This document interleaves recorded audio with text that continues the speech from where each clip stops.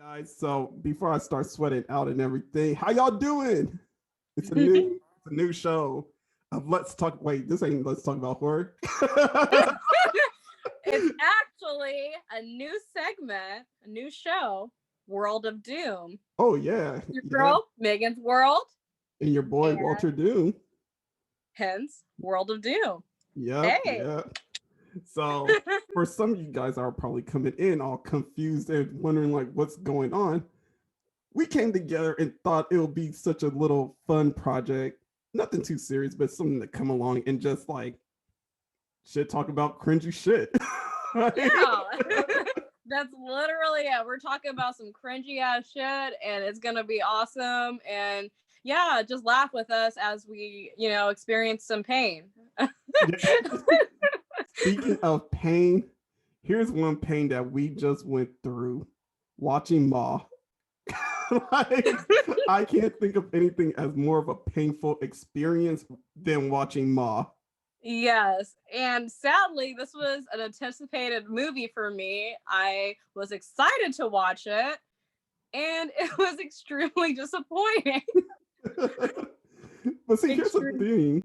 It wasn't anticipated for me. I knew this movie was going to be shit, but I was like, how shitty is it going to be? Oh, word? Yeah. I was just like, okay, obviously this lady is drinking with a bunch of kids. Like, I don't get it. Like, how is this scary? Like, where's... You know what? That is so true, though. I was trying to figure out how she's going to, like, twist it all together. I mean, like, granted, it's really stupid, especially like in the trailer where she's just like, "Oh, it's 5 o'clock somewhere. Come to my house and drink." Like, what? What is that? So I know it's gonna be a weird movie, but I'm like, is it gonna be like so weird that's actually good? Maybe like a cult classic eventually.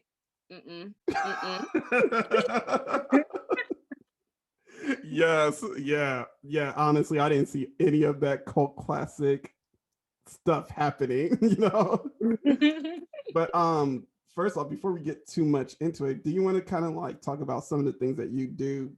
Yeah, so I'm mostly on Instagram at Meaganzworld, hence the name. I do movie reviews. I also talk about culture, just different things going on in the world. I also am a new cosplayer, so that's been exciting. I have a couple cosplays on my belt, and then under my belt rather. And I can't wait to do some more this year. And I also am the co-host of a podcast called The Sauce Talks. We stream on Twitch every Sunday at 8:30 Pacific Standard Time. And then we post audio episodes on all the audio platforms. So yeah, so it's very fun and I'm excited for this new project. I am too. I am too. I mean, I think we've both been kind of hinting for a while about this. But yeah, speaking of cosplays, I mean, what kind of cosplays have you done so far? So far, I've just posted 2 on my Instagram. So I posted my first one was a Storm from X-Men. Ooh, I think I've seen that one. And then the second one I did was kind of a surprise cosplay. I still need to post more photos of that, but it was Tina Belcher from Bob's Burgers. I was doing the Busted Challenge. I did 3 of them. The first 2 were pretty normal, and then the third one, saving the best for last, I ended up starting out as myself, and then I ended it as Tina Belcher. So that was really fun. That one was really funny. I saw that one, but I'm gonna backtrack on the Storm cosplay for a minute. I mean, for anybody that has not seen it, it is definitely worth the watch. It was like some grade A material cosplay there. Thank you.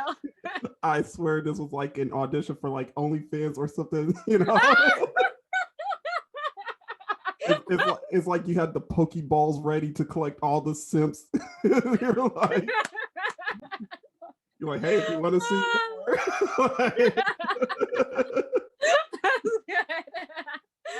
You're just like, I choose you, Sip-a-choo. And he just gotta catch them all. He gotta catch them all.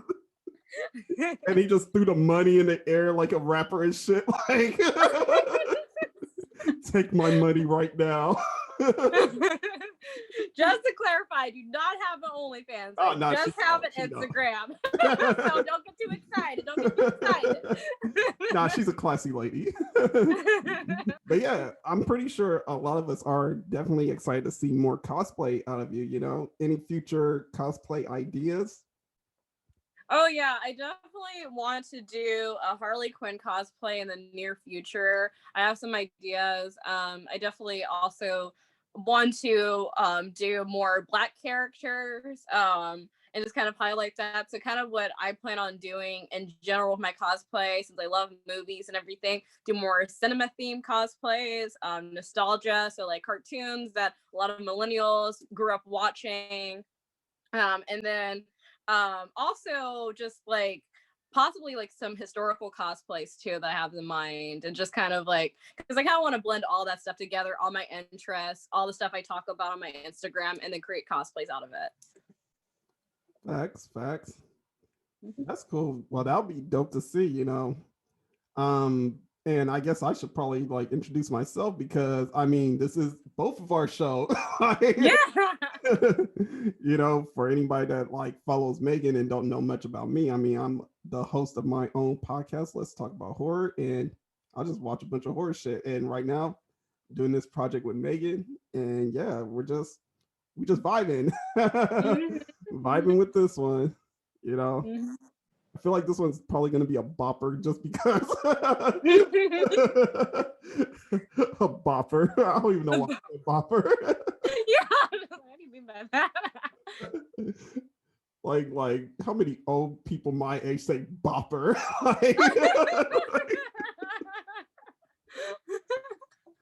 It's like, nigga, no, you cannot say bopper.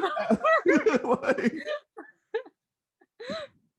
oh my god, I feel like Joe Budden sometimes. I'm like, I feel too old for this shit.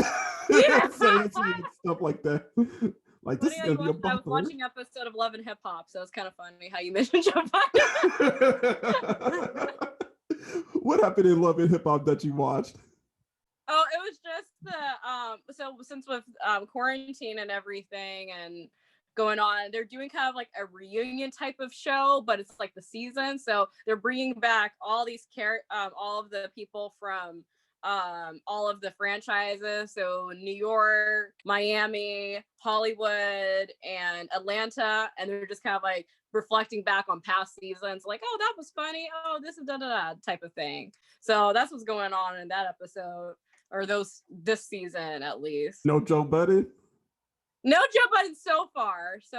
I mean, like, who's his ex-wife? I forgot her name. Sen. Yeah. So anyway, yeah. Sen was on the last episode, but yeah, not on the episode that I was watching. So they kind of like rotate cast members each episode. So yeah, I was watching the one with like Ray J and Princess and Erica Mena and Safari and all that. Oh, Safari. Hope Meek Mill wasn't in the corner somewhere. Right. So yeah, I love and hip hop. See, I could never be one of those people that get into shows like that, like, honestly, but it's my guilty pleasure show. It's one of my guilty pleasure shows, not gonna lie. The more ratchet, the better. And funny enough, we will have a guilty pleasures episode coming soon. We will. You know, foreshadow for a moment.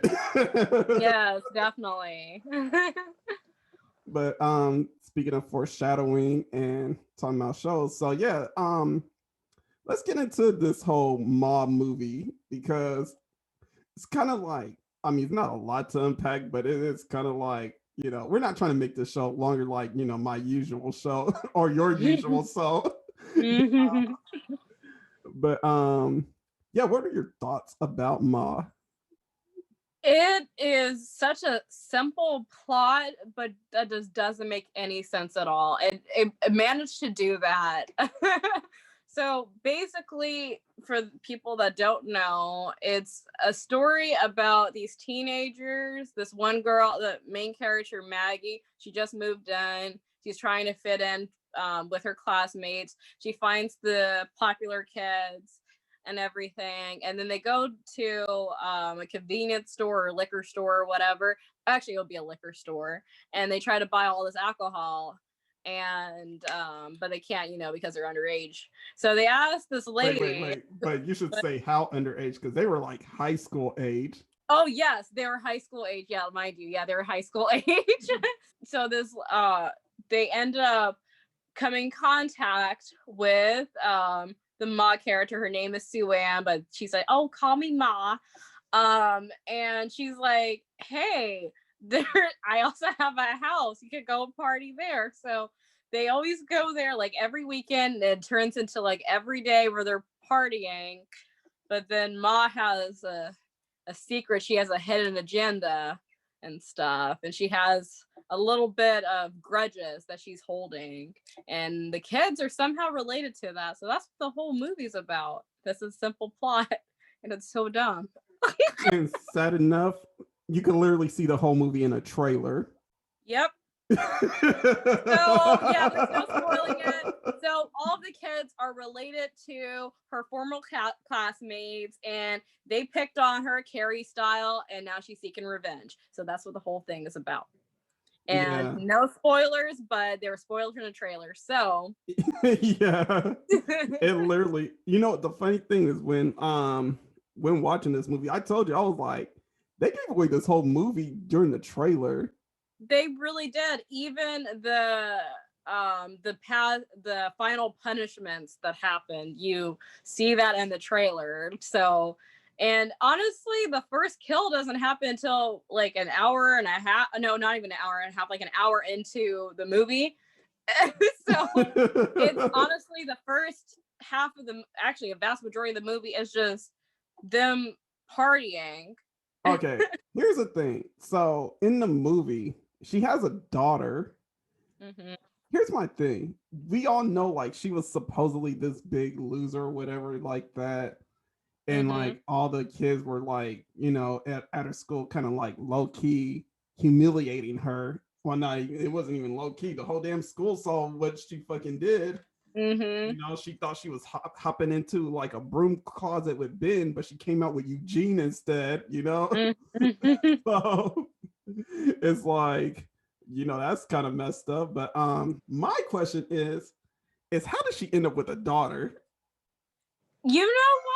That is a really good question. And that's like, because if she was such like a nerd that like no one liked, like who's the baby daddy? Yeah. Yeah, that makes a lot of sense if she's like really lonely and stuff. Yeah, that's one plot hole that they didn't really talk about at all. They didn't really get into the baby daddy at all. Not at all. It was just like, immaculate conception. Oh, I have a daughter. It's like, okay.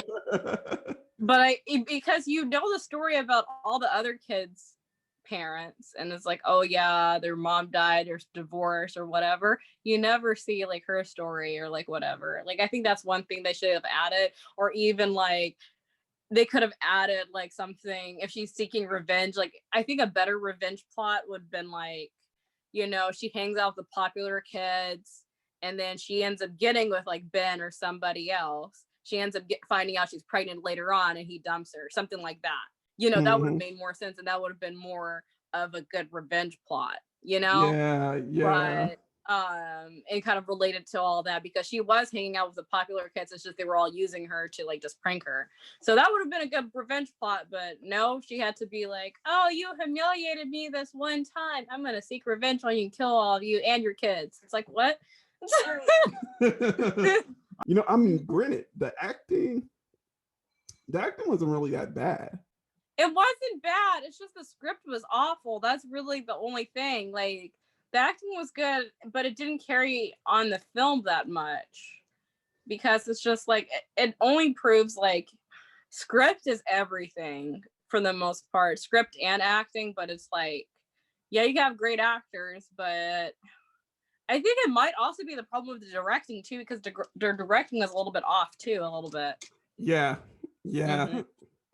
Because Yeah, because I'm just thinking back, like the prequel franchise in Star Wars. A lot of great actors: Samuel Jackson, Natalie Portman, and they look awful. They look like it's their first film. Yeah.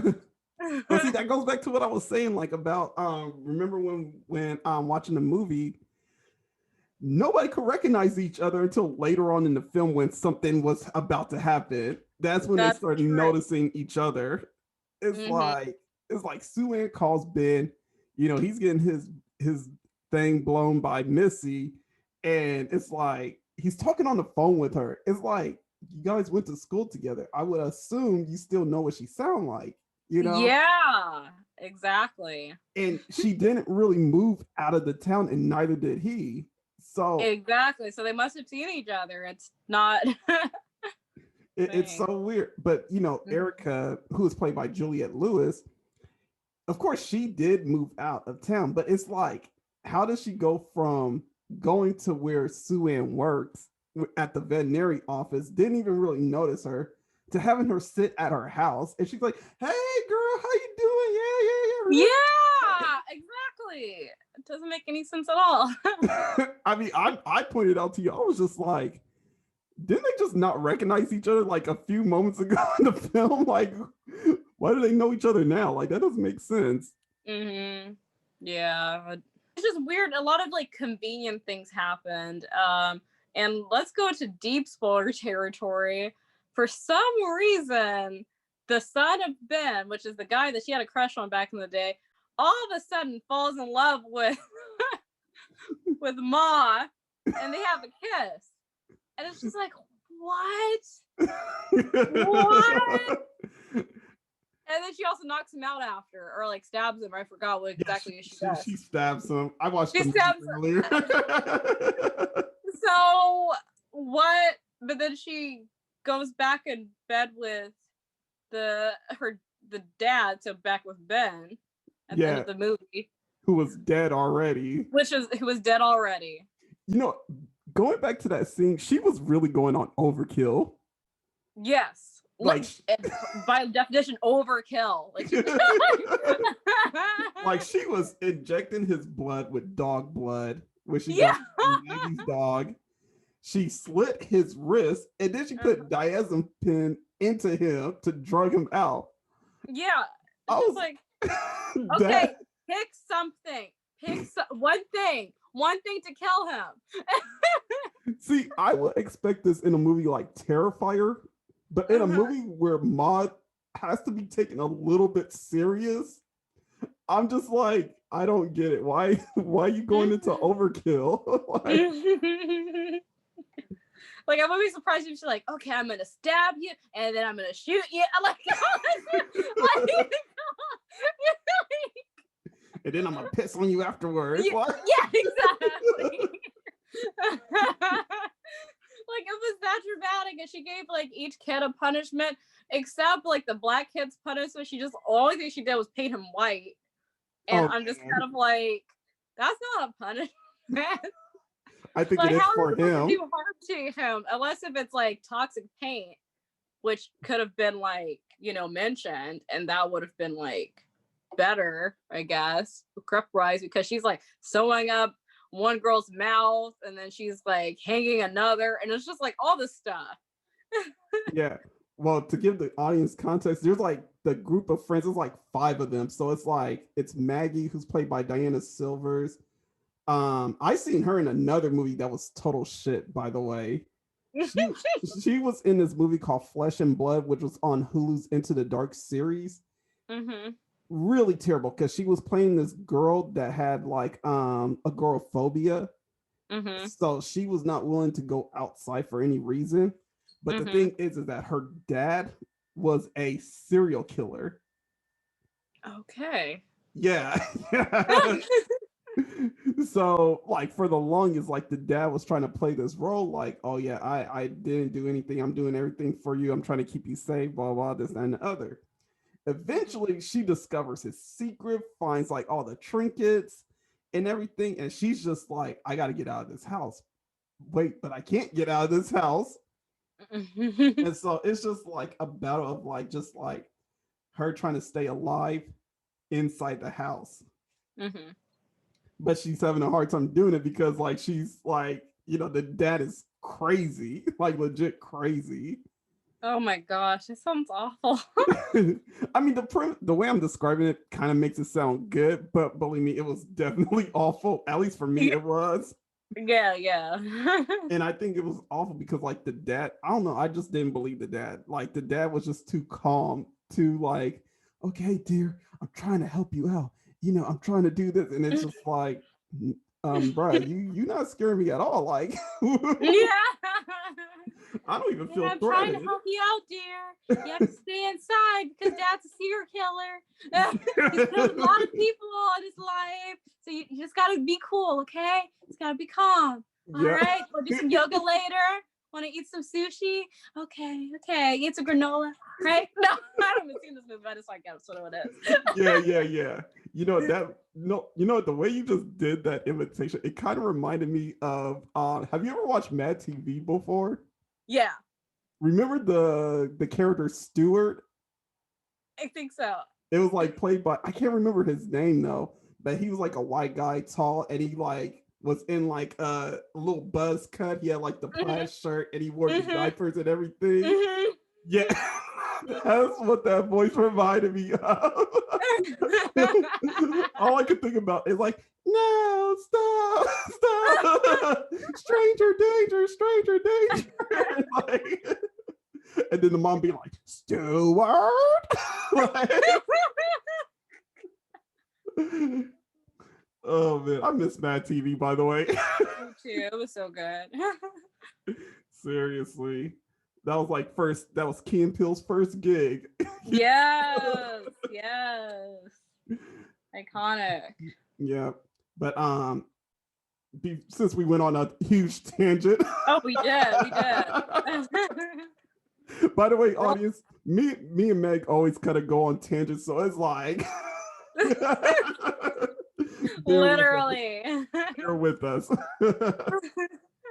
But yeah, so like there was Maggie, like again, played by Diana Silver, Haley played by McKaylee Miller, which apparently she's been on like a few things like Disney wise, which I didn't even know, because she was on, or was it Nick? Because she was on the Wizards of whatever that wizard show is. Oh yeah, that was Disney, but yeah, no, that was after my time. Yeah, that was way after mine. All right, I'm about to mention the other characters, but not the actors' names because I have not seen any of the stuff that they're on. But there's Andy, who is like Maggie's love interest, Chaz, which we will get into him after I'm done introducing the characters. Oh, is it? Oh, okay. I remember what character that is. Yeah. And Darrell, which was the black kid, the token black kid of the group. Because his name is Darrell.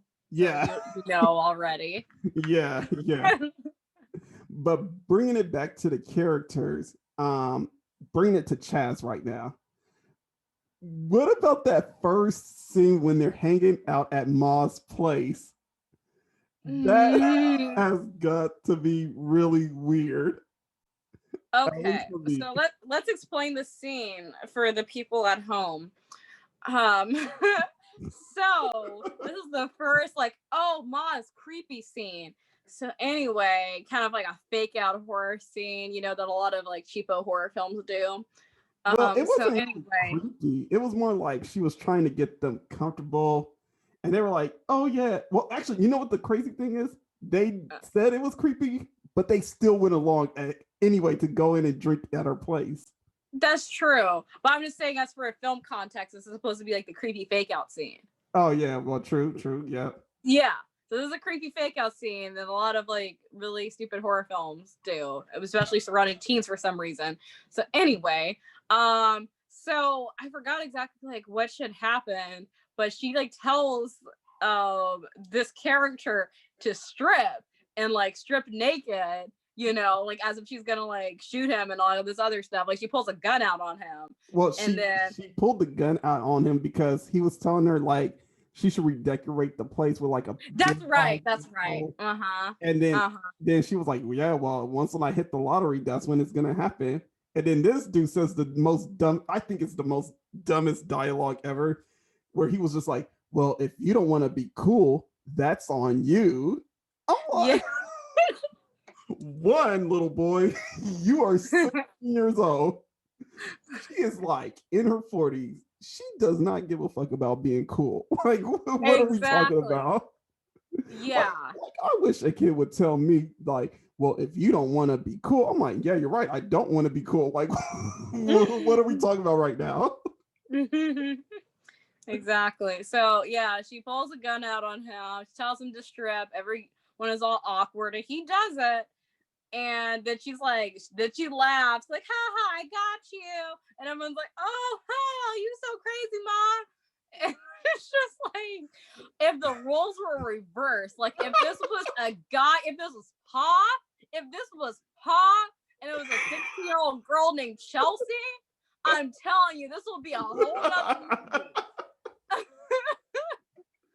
Oh man, yeah, the KKK would have been out there with the forklifts and their pitchforks and everything. I swear. Yeah, like on all these different levels. Like, no. I mean, and clearly, like, these are adults playing teenagers, but still, because no 16-year-old is that buff. Like, let's be honest. No, but well, not a lot of 16-year-olds are that buff. Let's put that in context. Okay. Yeah. But I'm just saying, like, no, this is clearly like a 20 or 1-year-old, but still, like, in the context of this movie, like, this goes to a whole this goes to a whole nother story. Like, why are there these weird scenes that kind of have a past? Like, okay, if it's like a creepy old woman or older woman rather, they get a pass for like being predatory to like teenagers in films. Mm-hmm. But then if the roles are reversed, it's like it's a more serious tone where it should be serious in general. So that's another topic in and of itself, but that's the thing that really like irked me about, one of the things that really irked me about this film is just kind of like, okay, that's really gratuitous, and why are we giving this a pass? Why is this even a scene in the movie? Because it doesn't get context. I think it just goes to societal beliefs and what society deems as acceptable, which is messed up, that like women can't be predatory even though they totally can, and this woman is predatory, not just like a creepy, like not just like, oh, she's like quirky because she got bullied. No, it's like she's a predator. I was thinking about the point of this movie too. I was like, what is the point? Here's a couple of things I got from it, and now that you mention it, so one thing I got was definitely don't mistreat people, like treat people equally, treat people the way you want to be treated, because you never know what could happen. Number two, I think it was more about like a cautionary tale of alcohol and just the abuse of alcohol. Because I was kind of curious, it might have been that too. Yeah. Yeah, let's be honest. This was literally the movie of kids abusing alcohol in the most gratuitous manner possible, in the most absurd manner possible. Let's start off saying like these kids in one night, and mind you, it's five of them are getting 2 bottles of Parrot Bay, 18 cans of Bud Light, which is shitty beer, by the way. So if you are drinking Bud Light, I mean, you need to switch that shit up, bro. Like there's better shit out there. And a bottle of Fireball. Now, I'm gonna tell you, for somebody that likes to drink, one of those bottles would have killed me, and I wouldn't even get to like any of that beer or the other bottles that night. Exactly. And they're like guzzling it down too, like it's water. Like before they officially go to Ma's place, they have like this bonfire at this one like spot that all the teens go to, and they've been going to for years. And that's kind of like a little foreshadow eventually, because that's the place that Ma and her friends used to go to. No chasers, nothing, and it was just like, and I'm just like, how, especially these teenagers, how, like, Like, you guys, grown as adults, we're like, how? You know what? I did not think about there was no chasers. I just kept thinking like they're drinking all this. How are they gonna finish this in one night? It is so crazy. I don't know why movies do this unrealistic visual of how people drink because it don't go down like that. I It swear, does not. I swear, if anybody had a party, and anybody that probably gonna comment on this and say like, "Well, I've been to a party once and we did all that and we finished it all in one night." Yeah, but was it 5 of you that did this shit? Was it 5? Yes, like 5 people and passing a bottle of freaking like vodka and stuff, and like, and also having beer and like all. Like no one, 5 people, No 5 one. people. You are lying. You are lying. No one. And probably one person in the group is dead now. So yeah, see, that would be the context. They'll be like, "Yeah, see, we did that, but the sad to say, Johnny, he had to pass away. Rest in peace, my homie." Yeah, exactly. We had to take him to the hospital real quick after that because all the mixing the types. Like, no. I'm telling you, like, it was funny because I texted you. I was just like, I'm surprised none of these kids even died from this much. And they do this every single day. Eventually, every single day they have a rager, and it's just like, what? I mean, eventually the parties get bigger, when more people notice about it. Speaking of, let's talk about this group text. Can we talk about that real quick? Yes. Okay, so there's this group text that apparently everyone in the school gets a part of. It starts out with just the 5 and Ma. And then like everyone goes to the party. Ma's hitting up everyone. It's like, hey, party at my house. Everyone's like, yeah, Ma. But eventually, everyone finds out that Ma's a little crazy. One of the people in the group, they want to like talk about it. And then did we confirm, was it like a group message or was it like an Instagram live type of situation? It was a group message. It was literally a group message. It was no like Instagram, like, oh, you have this many people. It was no live show or anything like that. That's was a group what message. I thought. So they're trying to get rid of Ma on the sly and be like, hey, no, she is crazy. Like, do not go to Ma's place. And of course, they didn't delete Ma from the group text. So I don't think they knew Ma she was on there. And that's how she gets all like wild. She's like, I gotta kill these motherfuckers then. Yeah, eventually she lies and says that she got like pancreatic cancer. Oh yeah, that's right. She's like, yo, I'm dying, I got pancreatic cancer, blah, blah, blah, this, that, and the other. This movie tries to do too much. Yeah. Oh, yes. And it's also, speaking of her daughter from earlier, too. So apparently there is an act situation, as on like the show The Act, whereas like the daughter is quote unquote sick, but she's not really sick. She's in a wheelchair where she can also walk, and she's like hiding. That doesn't get explained at all. It does not. So the baby die doesn't get explained, and her so-called illness doesn't get explained. Yeah. Or lack thereof. Yeah, like when Ma is talking to like the police officer, she's like telling the officer like, oh, my daughter's spine is getting worse, she's getting sick every day and you're preventing me from taking her to her appointment, because the police officer is checking in because he sees all these cars and beer bottles or alcohol bottles like right out front of her house and whatever. So he's like, I got questions. What's going on over here? I mean, I would have questions too if I was a police officer, But honestly speaking, here's another thing. How do all these kids just manage to get away like they did? I mean, I guess, if your parents don't care if you're out that late, it seemed like nobody's parents gave a fuck about how long they were out. Yes, no parents gave a fuck. Apparently all of the parents, they were all party animals in and of themselves, so it's just like, okay.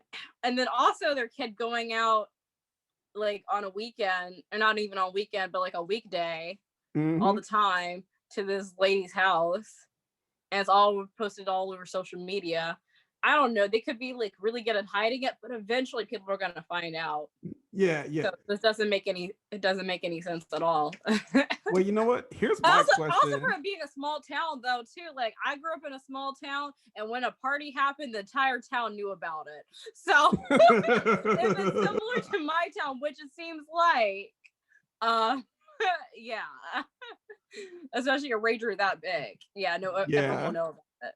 Because there was a lot of parties that went down. There was like Stephanie's birthday party, and I don't know whose party it was. I think it still might have been Stephanie's with the whole kung fu fighting. Actually, it was Stephanie's. It was Stephanie's party. That's by the way, trash music at this party. Really trash music. And how are these kids like bumping into this music? That's another weird thing about this film.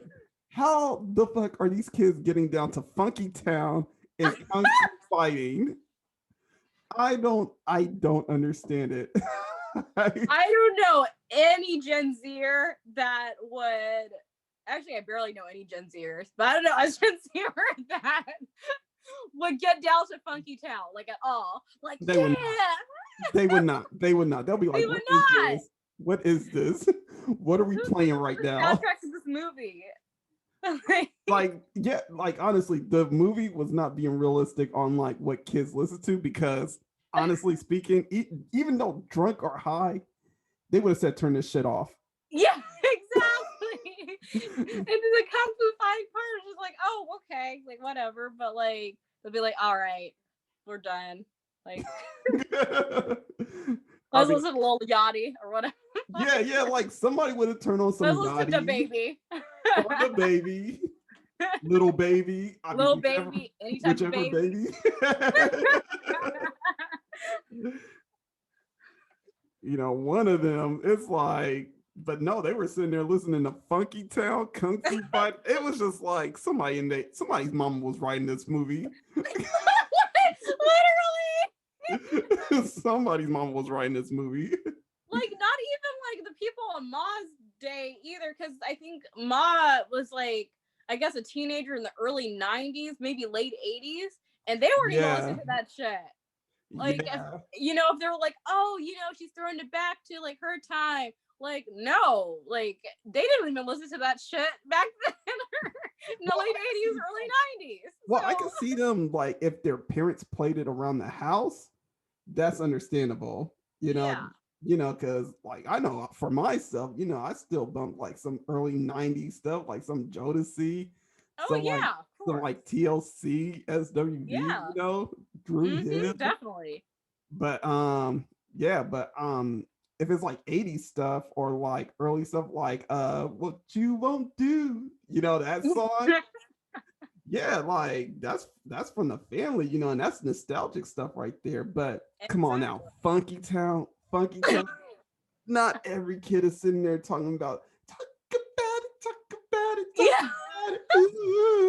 And they knew the lyrics too in that movie. So it's like every one of them kids knew the lyrics. Like, what is going on?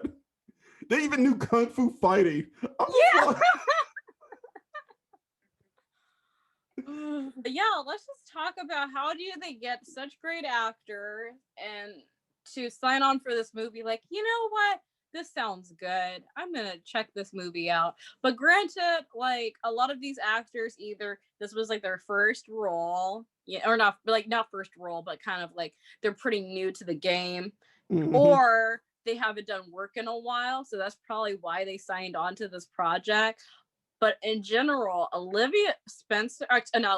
Octavia Spencer, she needs to get a new agent. I kept repeating that as we watched this movie. She needs to get a new agent ASAP. And also, a lot of the characters she plays, I've noticed this ever since The Help, because she was in The Help. All of her characters make chicken. Every time, almost every character she plays makes some form of chicken or references wings, and it's just like a big character trait of hers in The Help. She taught the little white lady how to make chicken, and then fast forward to this movie, or actually, fast forward to actually The Witches. she mentions about like she gives her grandson, she plays a grandma in The Witches, the Witches remake. She gives her grandson wings like to try to cheer him up. She's like, "Oh, everyone loves my wings. Go ahead and eat that." I'm like, "What the fuck?" And then I see this movie, and you know, even though it came out earlier, I see this movie and then she's like, "Hey, you guys want some wings?" I'm like, "Are you fucking kidding me?" Why does she always have to make wings? Like, it's so annoying, and it was so shoehorned in. Like, it could be anything, and she has wings for them.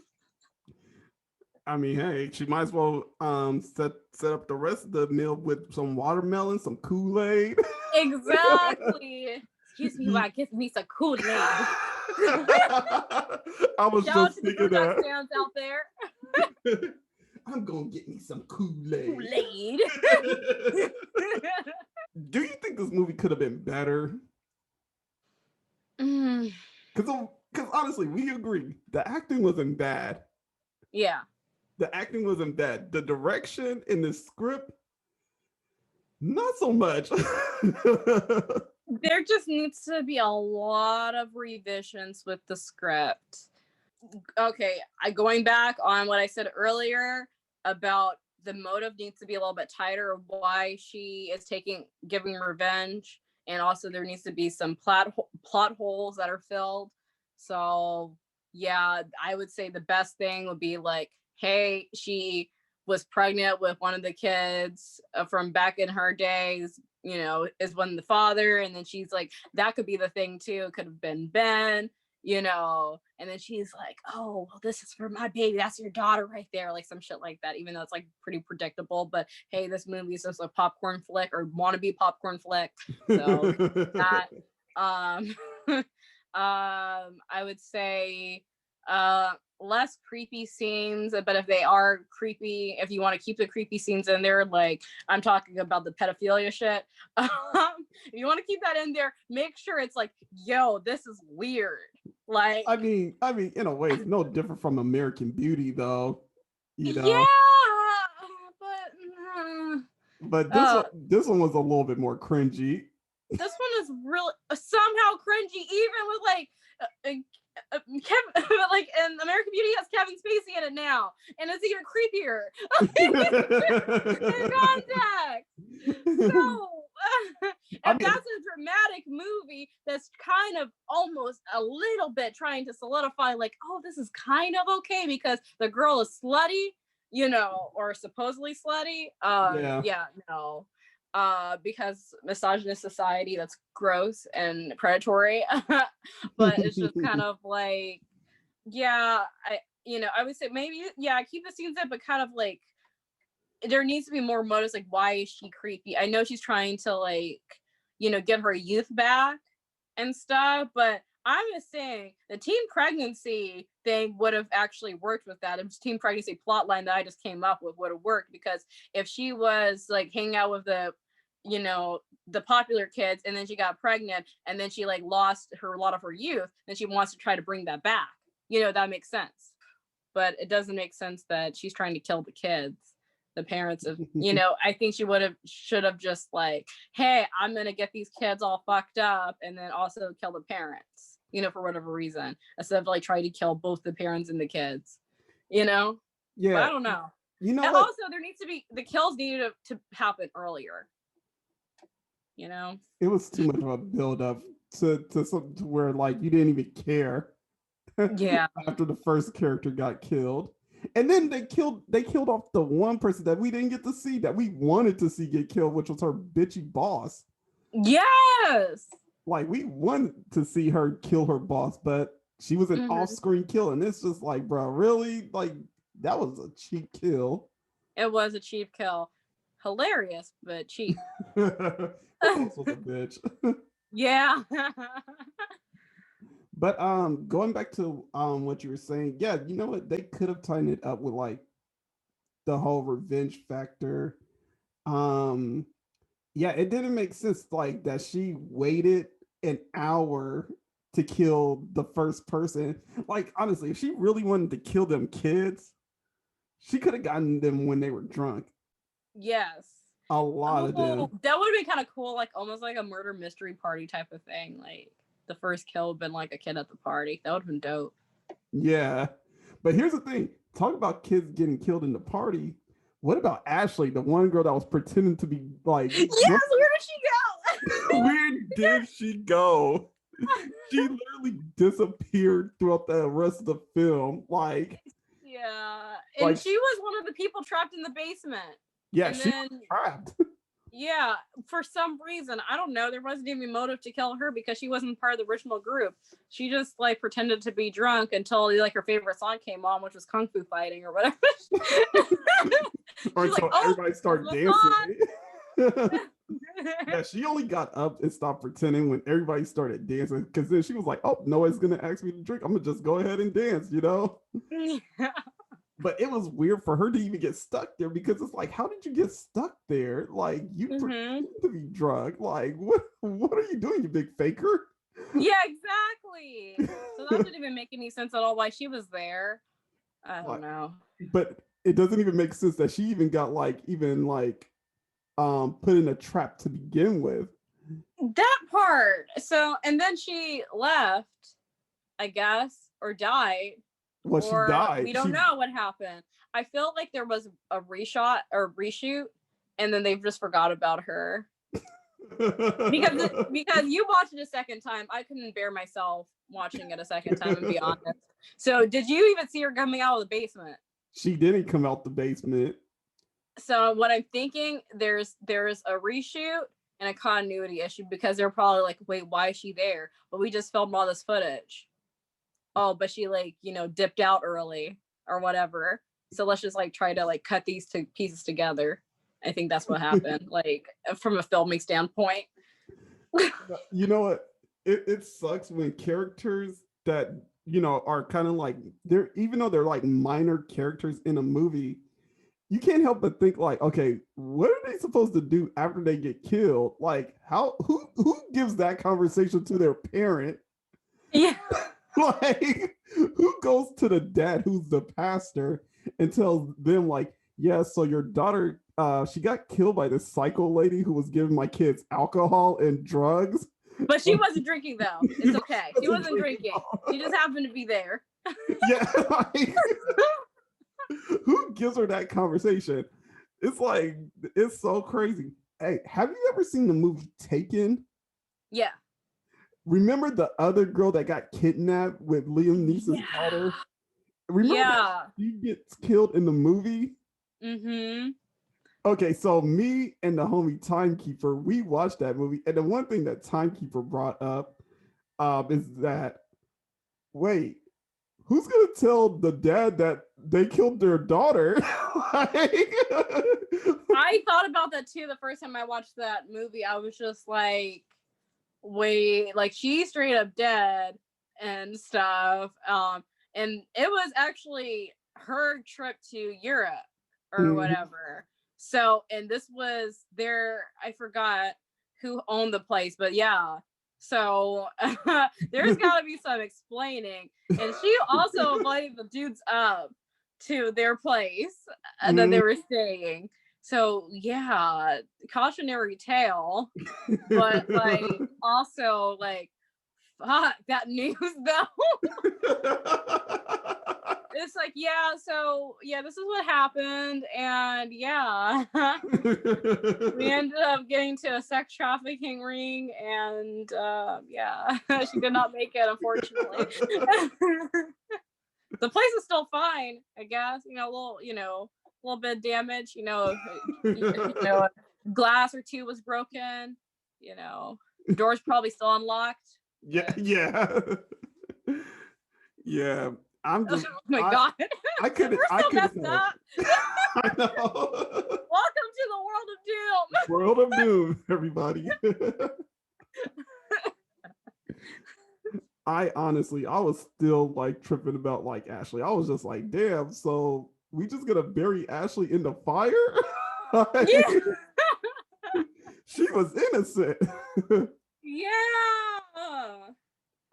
I don't know what happened to her. That's sad. Yeah, no, this is weird. Like, how do you forget a character at the very end? Well, again, this movie had a lot of plot holes. I mean, honestly, I feel like what you said about like it being based on like whether it's like she got pregnant by like one of the group members or whatever, that probably would have been made for a better understanding for a revenge tale instead of, just like, oh, well, she went in the closet and she sucked off Eugene and everybody from the school seen it and now she's humiliated for life. I mean, granted that's actually really terrible. No, that's awful. Like that's really awful. Like I was like, oh, that sucks. Like, oh, that's bad, but it also doesn't make sense for a lot of different things too, like you know what? who her baby daddy is. Yeah. You know is what? Eugene? Maybe it was Eugene. And then he was like, well, I like that. We'll do some more. You know what? I always wonder, like, why kids make fun of stupid shit like that. Like, being sexually active. And it's just like, oh my God, you're a slut. Oh my God, you're doing this. Oh my God. Like, it's like, well, they just got laid. What are you doing? Yeah. It's just like that's a conversation in itself, but I think it's all about like purity culture, but at the same time, like at least, for America, it's like we're such a hyper sexualized country, but we're also very into purity culture. So it's like weird. It's like the virgin slut fantasy. Like you can't be a virgin and a slut at the same time. Yeah. It's a weird thing. Yeah, no, kids are weird, adults are weird, everything's weird. Like let people just do them, honestly. I mean, I'm not saying like, yeah, that should be allowed, like, exposing someone for, or trapping someone, to have their first sexual experience and to be public. No, that is really, really, really messed up. That's messed up. But I'm just saying, like, just in general. Yeah, like I'm talking about like situations where like, someone has sex with someone and then like someone over here is like, oh my God, so and so has sex with this person. Oh my God, she's such a slut. Like, yeah. Like what? It's just like, oh, well, just wait 4 years in college. Everyone's a slut then. And no one's going to give a shit. Yeah. Exactly. So, or just adulthood in general. No one cares. I know. To me, it's always so weird. Like, kids that make fun of, and honestly, I mean, kids shouldn't be having sex anyway. Yeah. Period. But I mean, hey, I'm not their parents or anything like that. But it's always so funny to me in movies where like they make fun of like the most stupidest shit, like the most dumbest shit, and make a big deal out of it. I'm like, well, I don't know what to tell you, kid. It's like that scene in Clueless. You're a virgin who can't drive.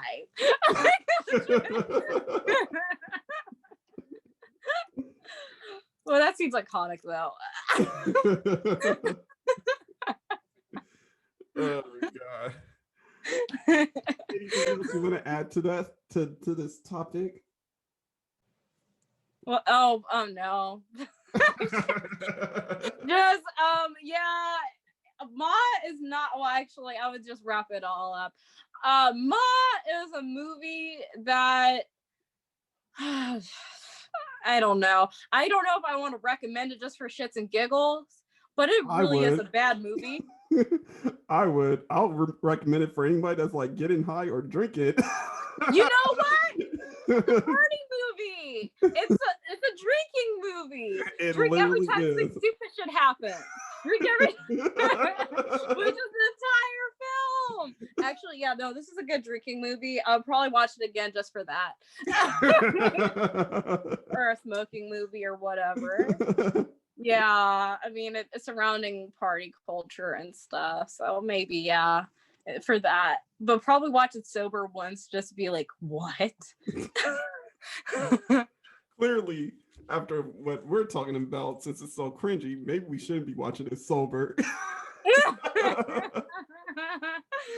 Right. We'll be sitting there like, drunk as fuck, singing along with my "Don't make me drink alone, don't make Yeah, me don't drink make me alone, drink alone." don't make me drink alone." Yeah, probably so. I was waiting to see how they would incorporate that little snippet into the movie. Mhm. And sure enough, it was as cringy as I thought it was going to be. Mhm. Yeah. Oh god. But one great thing about that movie is a lot of great one great meme came out of it when she's kind of like around the corner and just kind of like looking over this, smiling to herself. That movie is good for the meme, and that's it. Because there's been a lot of pretty solid memes coming from that scene.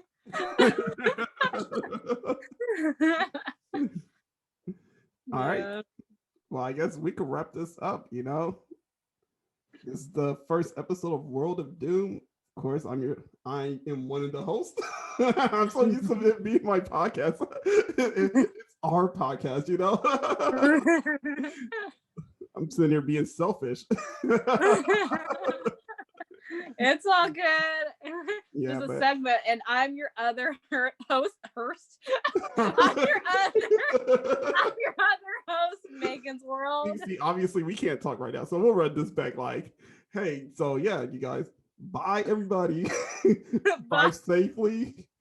I am one of your hosts, Walterdoom, and I'm your other host, Meaganzworld.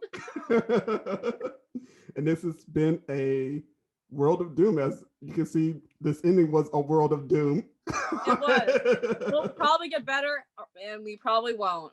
But hey. Yeah. So peace out, be safe, cheers, and don't drink alone.